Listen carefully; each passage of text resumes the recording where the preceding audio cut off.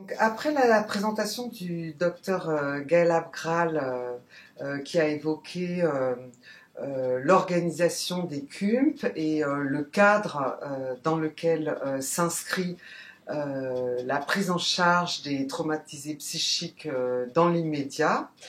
j'ai voulu centrer mon propos sur cette prise en charge, sur cette pratique de soins, pour reprendre une thématique de la chaire.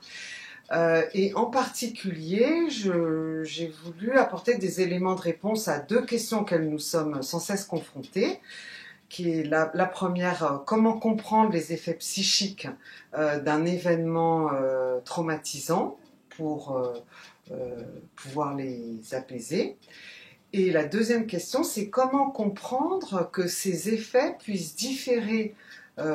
d'une personne à l'autre, et est-ce qu'il serait possible d'anticiper la plus ou moins grande intensité des symptômes provoqués par un événement chez telle ou telle personne.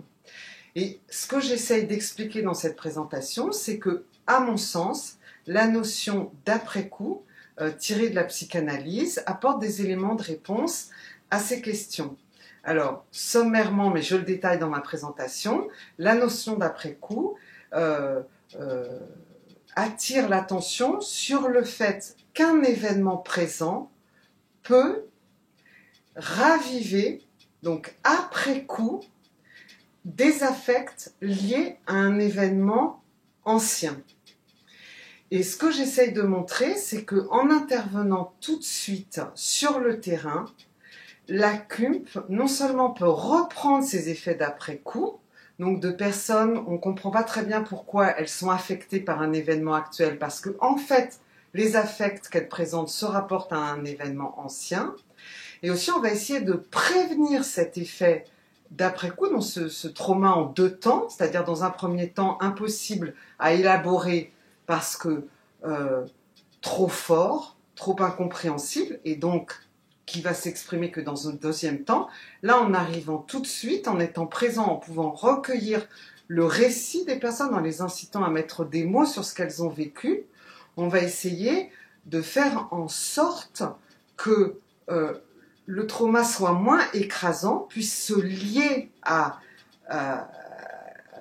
disons, l'histoire personnelle du sujet, et donc empêcher qu'il reste enquisté, qu'il soit mis de côté, si on reprend une thématique férénienne, et que donc qu'il continue à entraver la personne jusqu'à ce qu'un autre événement, un peu moindre, lui permette d'expliquer ces affects traumatiques qui sont toujours qui sont comparables à un véritable déferlement pour la personne qui ne peut pas souvent l'élaborer toute seule.